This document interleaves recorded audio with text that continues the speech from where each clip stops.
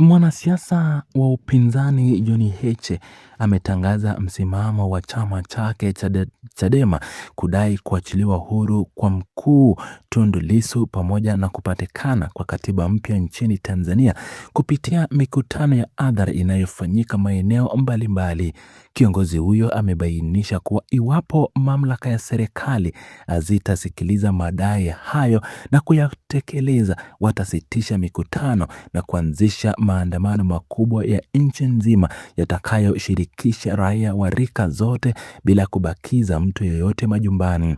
John Heche ameeleza kuwa harakati hizo za kuhamasisha umma zimeanza mkoani Mbeya na zinatarajiwa kuendelea katika maeneo ya Tunduma, Mwanjera na Tandahimba kwa lengo la kusambaza ujumbe huo kwa kijamii nzima.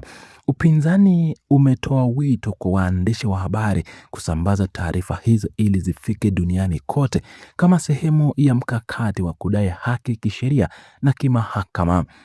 Katika maelezo yake mbele ya hadhara ya wananchi, mwanasiasa John Heche ameikosoa vikali mifumo ya kisheria na kikatiba iliyopo kwa sasa nchini, akitolea mfano suala la umiliki wa ardhi ambalo limekabidhi mamlaka yote kwa rais wa nchi. Heche amefafanua kuwa sheria iliyotungwa mnamo mwaka 2017 ilipingwa vikali na upinzani kwa sababu inampa mkuu wa nchi uwezo wa kuvuta hati za miliki za ardhi za wananchi katika maeneo mbalimbali kama vile Mbeya iwapo madini au maslahi ya taifa yatagundulika. Kiongozi huyo ameongeza kuwa chini ya sheria hizo, rais anaweza kutoa eneo la Kizimkazi Zanzibari na kuchukua ardhi ya vijiji bila kuacha nafasi kwa wananchi kwenda mahakamani kulalamika kwa sababu haki zao hazina nguvu ya kisheria kusimamiwa na mahakama. Mbali na masuala ya ardhi, ukosoaji huo umehamia pia kwenye sekta ya afya ambapo imeelezwa kuwa sheria mama ya sasa haitoi haki kamili inayomwezesha mwananchi kuishtaki serikali mahakamani pindi anapokosa matibabu hospitalini. John Heche amebainisha kuwa maelfu ya Watanzania wanapoteza maisha hospitalini kwa sababu ya kukosa fedha za kulipia matibabu, huku katiba ikishindwa kutoa hifadhi tabidhi ya maisha ambayo ingewajibisha serikali kutibu raia hadi kiwango cha mwisho. Hali kama hiyo inajirudia pia katika sekta ya elimu ambapo watoto wengi wanarudishwa nyumbani kukosa shuleni na vyuo vikuu kwa kukosa ada ya masomo, huku wazazi wao wakiwa hawana uwezo wa kuchukua hatua za kisheria dhidi ya serikali. Upande wa upinzani hasa Chadema unaamini kuwa maumivu makubwa ya kijamii na ya kiuchumi yanayowakabili wananchi yanasababishwa na mapungufu yaliyopo ndani ya sheria mama ya sasa ambayo inampa mkuu wa nchi mamlaka makubwa mno yanayomfanya aonekane kama mtu asiyeweza kuguzwa au kuhojiwa na chombo chochote. John Heche ameeleza kuwa kipaumbele nambari moja kwa sasa ya nchi ni kupatikana kwa katiba mpya ili kuondoa utaratibu unaomruhusu mtu mmoja kuteua viongozi wote wakuu wa nchi peke yake. Mfumo wa sasa unaokosolewa kwa kumruhusu rais kuteua waziri mkuu, mawaziri wote, majaji wakuu wa mikoa, wakuu wa wilaya pamoja na makatibu tawala bila uwepo wa mifumo dhabiti ya udhibiti na usawa. Harakati hizi zinakuja katikati ya kile upinzani unachokiita ni uchungu mkubwa unaotokana na matukio ya vifo na furugu zilizowahi kujitokeza nchini kutokana na mivutano ya kisiasa. Viongozi wa upinzani wamekuwa wakizunguka nchi nzima kutafuta uungwaji mkono kutoka kwa wananchi ili kuonyesha utayari wa jamii pale chama kitakachotoa maongozo rasmi wa kwanza kwa vitendo vya madai hayo. John Heche amesisitiza kuwa msimamo wa kudai mabadiliko ya kimfumo hautarudi nyuma na wataendelea kutumia majukwaa yote ya umma kuelimisha raia kuhusu umuhimu wa kuwa na katiba mpya itakayolinda haki za msingi za kila Mtanzania. Uchambuzi wa hoja za upinzani unaonyesha kuwa hitaji la katiba mpya linatazamwa kama suluhu ya changamoto zote za kiutawala, kiuchumi na kijamii zinazowakabili wananchi wa kawaida.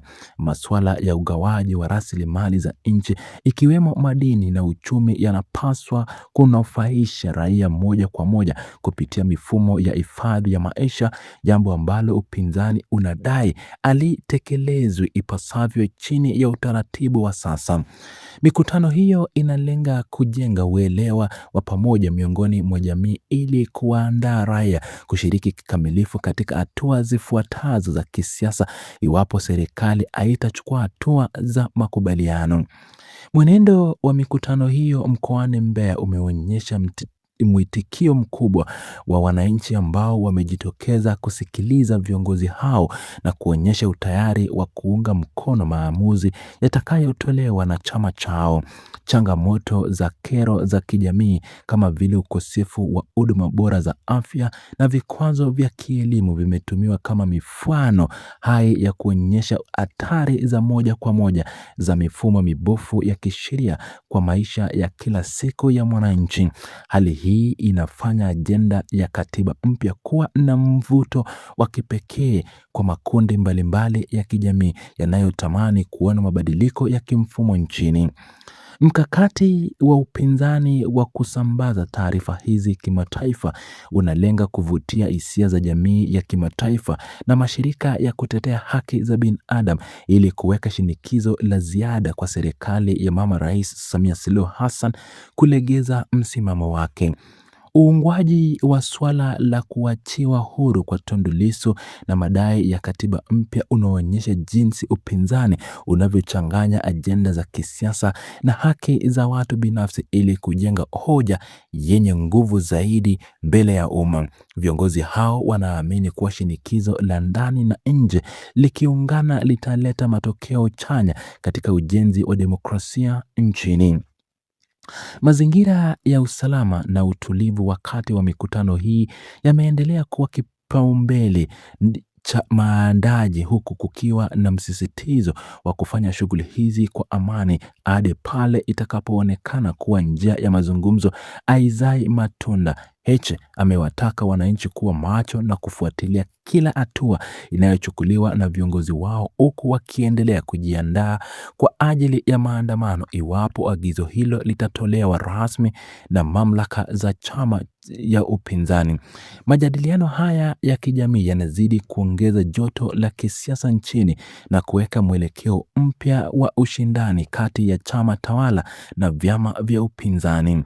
Utekelezaji wa mipango ya maendeleo ya kijamii unatajwa na upinzani kuwa hautakuwa na tija iwapo misingi ya kisheria haitabadilishwa ili kutoa ulinzi kwa raia dhidi ya maamuzi ya upande mmoja ya viongozi wakuu. Mapungufu ya kikatiba yanaonekana katika sekta mbalimbali yanaendelea kuwa silaha kuu ya kisiasa inayotumiwa na viongozi wa upinzani kuvunja uaminifu wa raia kwa serikali iliyopo madarakani. Mchakato huu wa uelimishaji wa umma unatarajiwa kuendelea katika mikoa mingi ya nchi ili kuunda sauti moja yenye nguvu itakayolazimisha mabadiliko ya kiutawala.